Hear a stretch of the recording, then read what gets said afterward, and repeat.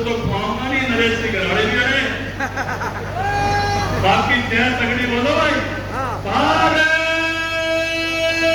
माता की। इस मौके पर उपस्थित बहादुरगढ़ विधानसभा के सभी जोशीले पन्ना प्रमुख, मैं भी अपनी विधानसभा में 149 नंबर बूथ पर 31 और 32 नंबर का पन्ना प्रमुख हूं और इसलिए एक पन्ना प्रमुख की सारे पन्ना प्रमुखों को राम राम। मैंने कहा है कि चाहे कोई कितना ही बड़ा पदाधिकारी हो, हर एक को पन्ना प्रमुख बनना है। आज मैं बधाई देता हूं हमारे त्रिदेव को, जो बूथ के अध्यक्ष हैं, BLA 2 हैं, पालक हैं, हमारे शक्ति केंद्र के प्रमुख और सह प्रमुख हैं और हमारे मंडलों के अध्यक्ष हैं। एक बार ताली मारना। मंडल अध्यक्षों का नाम लूंगा, कौन से मंडल से कितने आ रहे हैं, हमने मेरा पट जाएगा। अपने अपने मंडल की ताली मारना। भाई सत्यवान शिकारा कणौता मंडल वाले ताली मिलाओ। भाई सोनू मान मांडोठी मंडल, भाई सचेत कुमार अटल मंडल और भाई कृष्ण चंद्र शहरी मंडल और भाई नरेश कौशिक सारे मंडल। इस मौके पर उपस्थित हमारे जिला अध्यक्ष भाई विक्रम कादियान जी, हमारे प्रभारी महेश चौहान जी, कप्तान प्रधाना जी, जिला परिषद के चेयरमैन डॉक्टर राकेश जी, हमारे वरिष्ठ नेता भाई बंटी सरोजा युवा मोर्चा अध्यक्ष, हमारी सरोज राठी जो है वो नगर परिषद अध्यक्ष चेयरमैन, टीना राठी महिला मोर्चा अध्यक्ष, धर्मवीर वर्मा ओबीसी मोर्चा अध्यक्ष, भाई रवि बराई जी, सतपाल राठी जी, अशोक गुप्ता जी, अशोक शर्मा जी, करमवीर राठी जी, जसवीर सैनी जी, हमारे लोकसभा के इंचार्ज आनंद सागर जी, भाई अमित कसार जी, श्रीमती कमलेश पादन जी, श्रीमती आशा शिल्लर जी, श्री अश्विनी शर्मा जी, श्री हरिमोहन जी, श्री अनिल सिंगल जी और नरेश जी, भाई सह परिवार धर्मपत्नी सभी।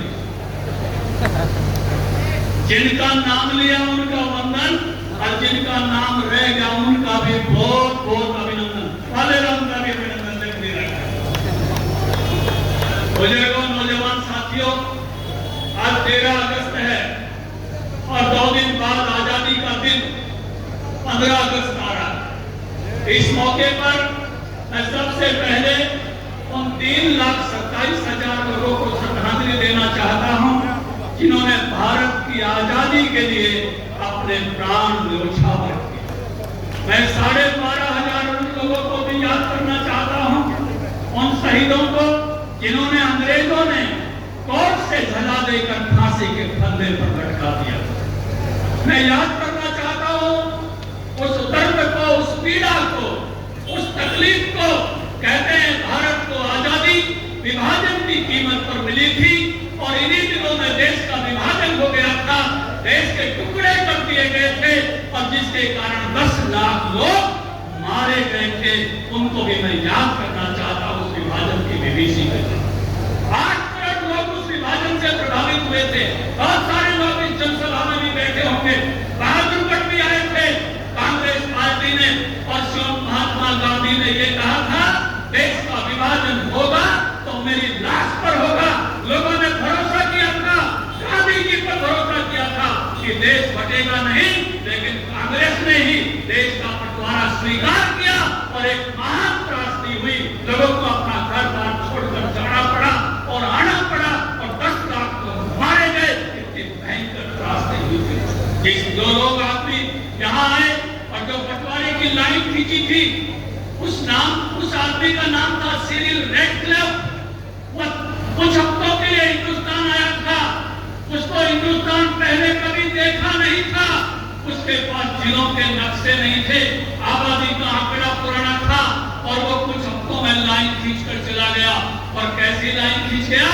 भगत सिंह का गांव पाकिस्तान में चला गया, करतारपुर साहिब पाकिस्तान में चला गया और हुसैन वाला जो भारत में है, यह भी स्लिप में पाकिस्तान को दे दिया था। जब उनसे पूछा गया, जब वो इंग्लैंड गए कि आप पैसा विभाजन करके आए हो, क्या कभी भारत पाकिस्तान वापस जाओगे?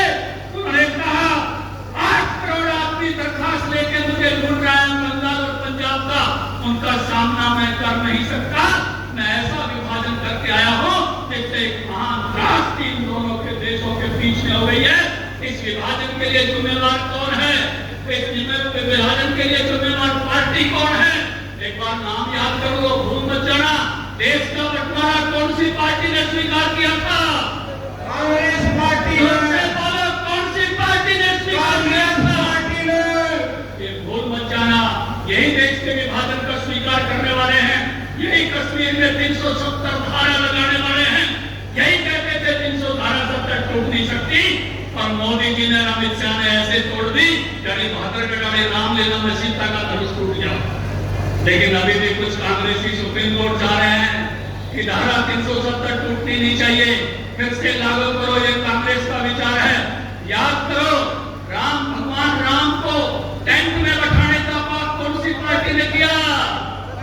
बाबरी मस्जिद में बैठाने का पाप कौन सी पार्टी ने किया?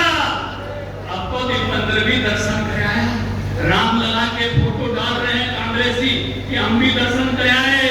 लेकिन यही लोग हैं, इन्होंने राम मंदिर के खिलाफ 21 वकीलों की फौज खड़ी की थी। इनको भूल बचाना, ये बड़े मायावी हैं, ये इधर होते हैं और दिखाई कहीं और देते हैं। बुजुर्गों, नौजवान साथियों, इसलिए इस मौके पर इन ऐसे सारे वीरों को याद करना और विभाजन की विभीषिका के बलिदानियों को याद करना इस समय की हमारे हृदय की बात है। मैं आभार व्यक्त करना चाहता हूँ भारत के प्रधानमंत्री मोदी जी का। हमने एक छोटी सी पहल हरियाणा में शुरू की थी कि हम ग्राम गौरव पट हर गांव में लगाएंगे। मैं प्रधानमंत्री जी से जाकर इसकी जानकारी दी। प्रधानमंत्री जी ने कहा, ओम प्रकाश, इसको हम पूरे देश में अब लगाएंगे। और मुझे खुशी है कि शिला फलकम, शिला पट आज पूरे देश में लग रहा है और देश के हर शहीद का नाम, देश के हर बलिदानी का नाम आपके गांव में लगाया जा रहा है। इसके लिए मैं भारत के प्रधानमंत्री का धन्यवाद करता हूं, आभार व्यक्त करता हूं। भाई, 2 साल पहले आपने ये राज बीजेपी को सौंपा था। इन 9 सालों के क्या बदलाव हैं, कुछ बातों की चर्चा मैं आपसे करना चाहता हूं। जरा याद करो, हमने जब पढ़ी की पंचायत बनाई थी, चर्चा कर रहे थे मेरे से पूर्व वक्ता, हमने उसमें एक सही शर्त डाली थी। कई पत्रकार भाई खड़े हैं, उसमें शर्त ये थी कि इनके घर में शौचालय होना चाहिए। चुनाव लड़ने वालों को याद है ना, वो पहली बार हमने एक शर्त डाली थी कि जो भी पंची सरपंची का चुनाव लड़े उसके घर में शौचालय हो। और आज मोदी जी ने हर घर में शौचालय का आह्वान किया और आज भारत के हर घर में शौचालय है। नहीं तो 9 साल पहले याद करो, बटे हुए आ जाता, यूं क्या करते, खा बोलकर चाल बटे उतने घुमा लिया। गलत तो नहीं करा।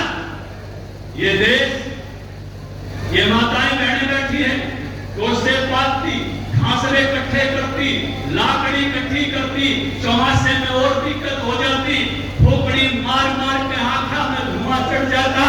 मोदी ने कहा हर घर में रसोई गैस, हर घर में रसोई गैस। हमारे जैसे नेताओं को मौका दिया, नारा लगाकर पूछो, जनसभा में पूछो, कोई माता बहन ऐसी तो नहीं है जिसके घर में रसोई गैस नहीं हो।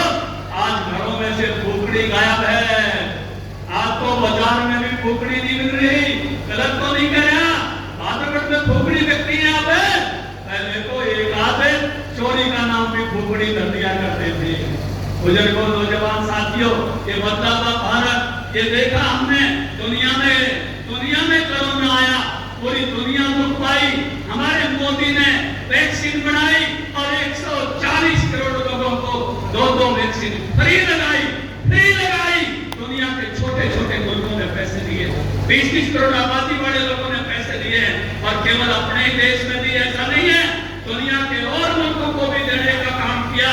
जब अभी योगी जी पापा गए थे, भारत के प्रधानमंत्री, वहां के प्रधानमंत्री ने पैर छू लिए। सारे पत्रकार ने बोले, देश का प्रधानमंत्री कभी पैर छूता है क्या दूसरे प्रधानमंत्री के? ये आपने क्या किया? योगी जी और पापा के प्रधानमंत्री ने कहा, जब मेरा देश कोरोना से तड़प रहा था, मुझे कोई दवाई नहीं दे रहा था, आसपास के सभी मुल्कों से मैंने दवा मांगी थी। किसी आदमी ने मुझे कहा, भारत के प्रधानमंत्री नरेंद्र मोदी से बात करो। मैंने नरेंद्र मोदी को फोन लगाया और अगले दिन भारत के जहाज मेरे एयरपोर्ट पर उतरे और दवाई लेकर उतरे। इसलिए मैंने नरेंद्र मोदी मेरे लिए किसी मसीहा से कम नहीं है।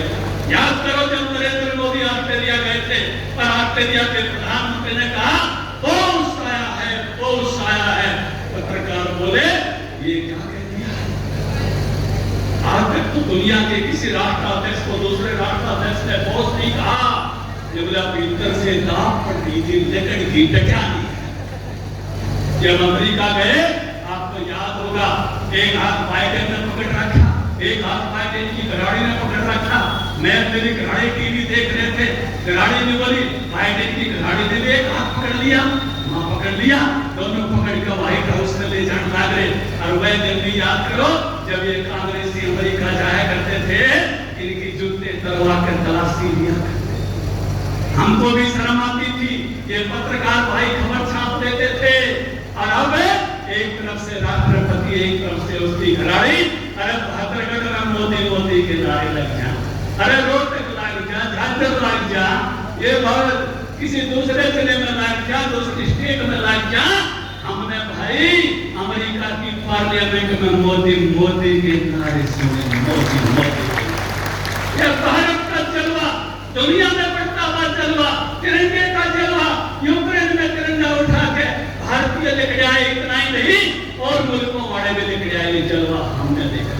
कोई सूडान में फंस जाए तो ले आए, कोई मिडिल ईस्ट में फंस जाए तो ले आए, कोई चाइना में फंस जाए तो ले आए। ये बदलता हुआ भारत हमने देखा है। अरे कोई भाई अपने घर में तो खड़ा होकर कह दे मैं इतना अमीर हो जाऊंगा। मोदी ने अमेरिका की पार्लियामेंट में कहा कि आज मेरा देश 5वें नंबर पर है और मैं 3रे नंबर पर आकर अमेरिका में फिर आऊंगा, 3रे नंबर। और IMF की रिपोर्ट है कि 2027 में भारत दुनिया की 3रे नंबर की अर्थव्यवस्था होगी। जर्मनी और जापान को भी पीछे छोड़ देंगे, इंग्लैंड को तो पीछे छोड़ ही दिया है। याद करो वो जमाना जब अंग्रेजों का राज था और यहाँ रागनी गाई जाती थी, सूरज तक भी छिपता नहीं था तेरे राज में, पर कोई दूर का हीरा लगता तेरे ताज में। और वही अंग्रेजों की प्रधानमंत्री को हमने रोकते हुए इस्तीफा देते हुए देखा और भारत के बेटे ऋषि सुनक को उनकी गद्दी संभालते हुए देखा। ये बदलाव वास्तव में इन नजरों से याची को देखने का हमको मौका मिला है। हमारे तीर्थों का सम्मान हो रहा है, बाबा विश्वनाथ का सौंदर्यकरण हो गया है, राम का मंदिर का उद्घाटन जो है 2024 में होने वाला है, बाबा केदारनाथ का सारा भव्य स्वरूप बन गया है, महाकाल भाद्रगढ़ बड़े जाते महाकाल का स्वरूप पूरा बन गया है। केवल इतना ही नहीं, ये भी वो भूमि है जो सुभाष को प्यार करती है। जहाँ आजाद हिंद फौज में हमारे 2915 लोग थे, 450 लोग बलिदान हो गए थे, सुभाष की सेना में 450 लोग गायब हो गए थे। वो एक महापुरुष भारत में ऐसा जिसकी जन्मतिथि हम मना सकते हैं, इसका पुण्यतिथि नहीं मना सकते। कांग्रेस के पाप के कारण 45 में गायब हो गए सुभाष। जब कहा सुभाष मर गए, जहाज पड़ गया, किसी ने विश्वास नहीं किया, रिकॉर्ड दिखवाया, उधर कोई जहाज पढ़ाई नहीं था, इसलिए हम सुभाष की पुण्यतिथि नहीं मना सकते। देश में कोई सुभाष की पुण्यतिथि नहीं मनाता। कवियों ने रागनी गाई, अंग्रेज चले गए, रागनी आ गया, लेकिन सुभाष क्यों नहीं आया? ये देश सेलिब्रेट कर रहा है। सुभाष आया तो मोदी जी के आने के बाद आया। सुभाष आज इंडिया गेट पर है, जहां पंचम की जहां मूर्ति थी वहां सुभाष है। कभी जाओ तो सुभाष को जय हिंद बोल कराना। और जो कभी राजपथ होता था जात पंचम के नाम पर, उसका नाम आज सुभाष की स्मृति में कर्तव्य पथ है। ये बदलाव भारत के वीरों का सम्मान हम अपने सामने होते हुए देखते हैं कि कैसा इन 2 वर्षों में भारत होते बदला है। जहाँ भारत मैक्रो लेवल पर बदला, वहाँ हमने माइक्रो लेवल पर भी मदद की। मेरे से पूर्व वक्ताओं ने चर्चा की, कभी अमेरिका में सुनते थे बीमार हो जाओ अस्पताल में भर्ती हो जाओ, पैसे पहुंचे नहीं हुआ। आयुष्मान और चिरायु कार्ड आने के बाद वही पोजीशन भारत में हो गई कि नहीं हो गई? जरा याद करना इस बात को। ये क्वेश्चन अब भारत में बनाने का काम किया है। ये कांग्रेसियों को जरा समझना, एक भाई बोलने लग गया, बोलना आवे नहीं, बोला भारत माता की मृत्यु हो गई मणिपुर में। अरे बावड़े, भारत माता अजर अमर अविनाशी है। भारत माता का एक एक पुत्र जब तक है तब तक भारत माता है। यूनान, मिस्र, रोमा सब मिट गए जहां से, ये भारत की हस्ती, ये मिट्टी नहीं हमारी, इस भारत माता के ये पुत्र पुत्रियां अपने सामने बैठे हैं। अरे तुमने तो देश बांट दिया था, तुम्हारे सामने तो पूरा नौसिक चलता था। आसाम में गोरों की लड़ाई थी, मिजो की लड़ाई थी, नागा में नागा की लड़ाई थी, कभी आंसू का आंदोलन था। हमारे समय में तो एक मणिपुर में टोकी और मैकई का एक केवल आपसी झगड़ा हुआ, तो हम उसको भी संभाल रहे हैं। लेकिन तुम बोलना सीख लो जरा भाई, बात करना सीख लो। कई आदमी को काबू होने में टाइम लग जाता है, शाना होने में टाइम लग जाता है। अपने गोहाना में आया था, वहां की कुछ महिलाएं घर पे बुला ली, उन्होंने कहा छोरा बड़ा हो गया, ब्याह क्यों नहीं करते? छोरे की मां ने बोली आप कोई लड़की देखो। अब 53 साल का आदमी उस खातर लड़की देखे या लुगाई देखे, नहीं तो घड़ी 10 साल छोटी हो जाए, इससे ऊपर का तो मैच बैठता नहीं है। 43 साल आने को लड़की तो कह नहीं सकते। अरे जिसको आपके अनेक कांग्रेसी नेताओं ने कहा इसको अभी वो समझ आनी चाहिए थी, वो आई नहीं है। और हमने इस बार के पार्लियामेंट में फिर से उसके भाषण को देखा। एक बात आपको और बताना चाहता हूँ, हरियाणा प्रदेश के अध्यक्ष के नाते बताना चाहता हूँ, मेवात में सारी नगर पालिकाएं बीजेपी जीत कर आई, 2 भी जीत के आई, फिरोजपुर झुग्गा जीत के आई, नगवा जीत कर आए। हम सिंबल पर चुनाव लड़े मेवात में, 7 जिला पार्षद कमल के फूल पर जीत के आए। जिला परिषद का चेयरमैन हमारा बना, वाइस चेयरमैन हमारा बना, हमारे सारे के सारे बीडीसी के चेयरमैन बने। ये आग किसने लगवाई? ये उन कांग्रेसियों ने लगवाई, उस आप पार्टी वालों ने लगवाई जिनको मेवात का विकास पसंद नहीं था, जिनको बीजेपी का बढ़ता हुआ प्रभाव पसंद नहीं था। जैसे नरेश का पन्ना प्रमुख सम्मेलन हो रहा है, ऐसे ही पन्ना प्रमुख सम्मेलन हो रहा था। जाकिर हुसैन का 50% आधा ग्राउंड मुस्लिम भाइयों का भरा हुआ था। मेवात विकास चाहता है, मेवात के विकास पर नजर किसने लगाई है? तो कांग्रेस और आपके ने लगाई है। आप पार्टी के आदमी पर कंप्यूटर का केस है, 302 की FIR दर्ज हुई है। ये नहीं चाहते थे। मेवात में KMP निकला है, ऑर्बिटल ट्रेन निकल रही है, वहां बहुत बड़ा रोड मिला है, उनको मेवात की तरक्की पसंद नहीं थी, इसलिए उन्होंने एक कांड किया। और अब मैं बता देना चाहता हूं कि जो उनके बहकावे में उनके साथ लगकर जिन्होंने ये आपराधिक काम किया है, उसको एक भी को बख्शा नहीं जाएगा। और मेवात की अमन चैन और शांति बहाल करके मेवात को विकास के रास्ते पर बीजेपी बढ़ाती रहेगी। कोई दुष्ट कितना ही बड़ा हो, कोई बलवा करने वाला कितना ही बड़ा हो, उसको हम छोड़ने वाले नहीं।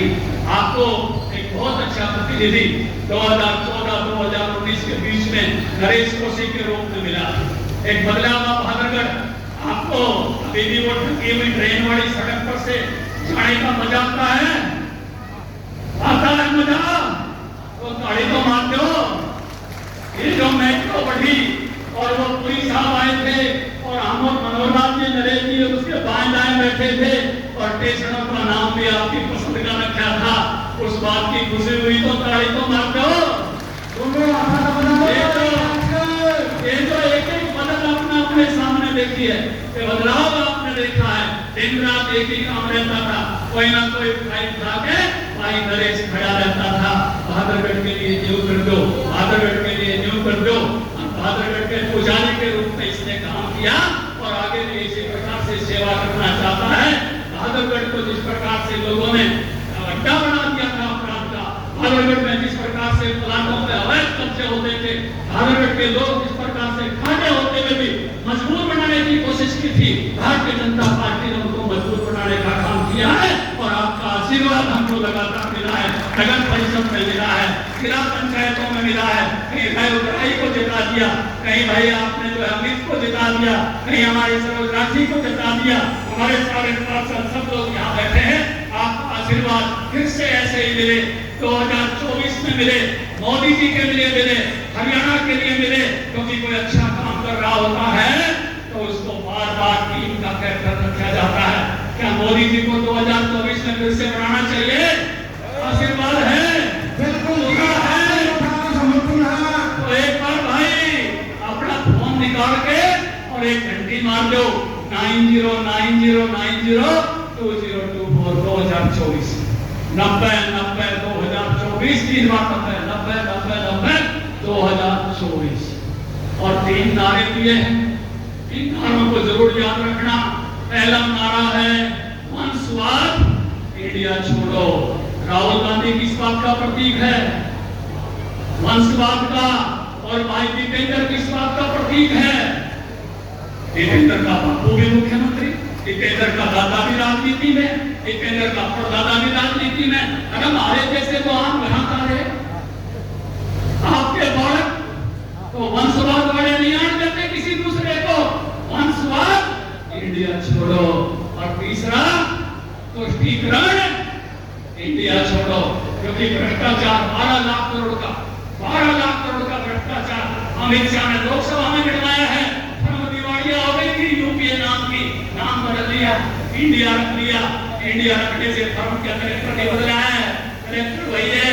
इसलिए उन्हीं को बताना है भ्रष्टाचार इंडिया छोड़ो, भ्रष्टाचार इंडिया छोड़ो, भ्रष्टाचार इंडिया छोड़ो, वंशवाद इंडिया छोड़ो, अब सकल में ध्यान में जाओ भगवान की।